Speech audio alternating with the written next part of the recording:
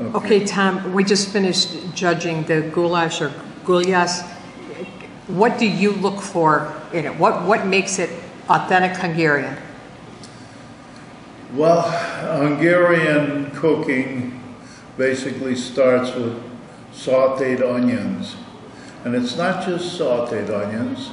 You put paprika in the onions and you saute it with the paprika.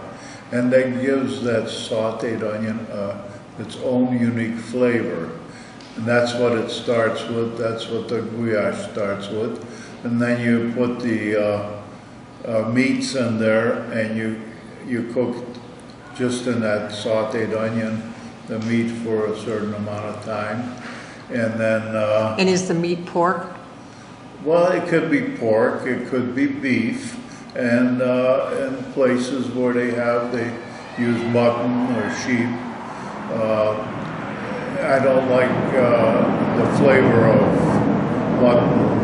That's not my cup of tea. But they do make that. And the problem with it is the fat that's in the mutton is a very horrible tasting stuff.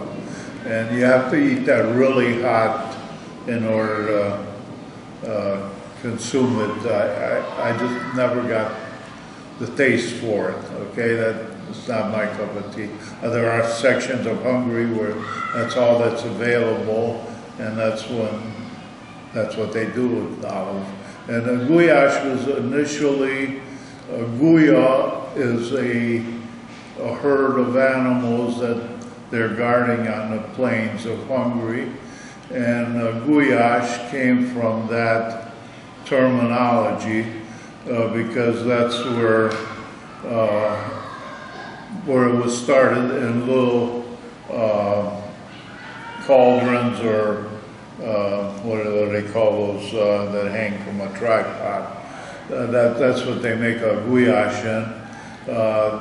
Out over a campfire, and it's usually the guy that's guarding the herd is the guy that makes this, and that's where the name comes from. It's not goulash.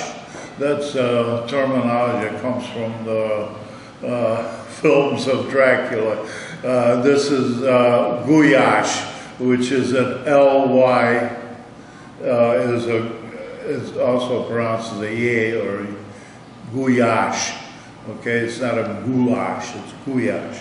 But hey, if you guys want to pronounce it goulash, it's okay with me. Whatever works for you. As Hungarians, we call it goulash. Okay, and we basically try to make it depending on the region of Hungary that you're from.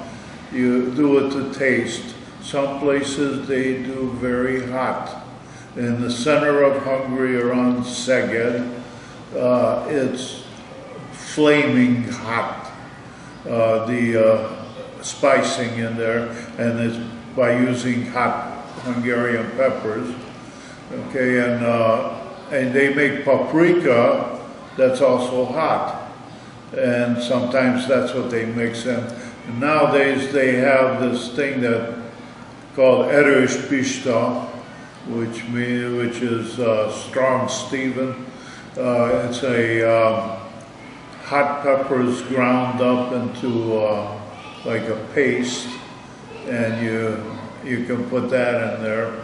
But you know, a lot of people are very sensitive to real hot things, except for the chili eaters. Those guys can stand anything, but usually they put the hot to kill the flavor. You know, it's not necessary for something to be hot to be good, but it should have enough hot to wake up the flavor, your flavor buds in your mouth. That's the way I feel about it anyways. It should have a little bit of a kick, but not too much. You don't want to kill your taste buds. Do you expect it to have a lot of broth? A lot of broth, a lot of liquid to it? Yes, the goulash itself is a soup. It's not a stew. Of course, depending on how you make it, you can make it into a stew, and it's simple. You don't have to put any kind of, what do they call, rantash?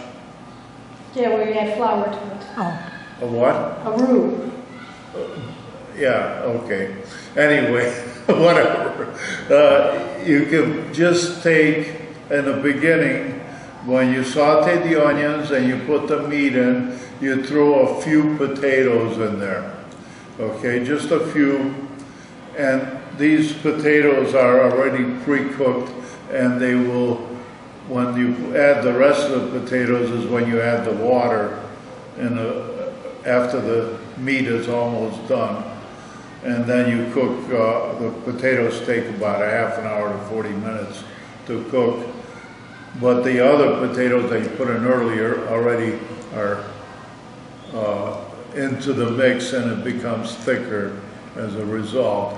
And the more potatoes you put in the beginning, the thicker your stew will become. But the goulash itself is a soup. Okay? okay.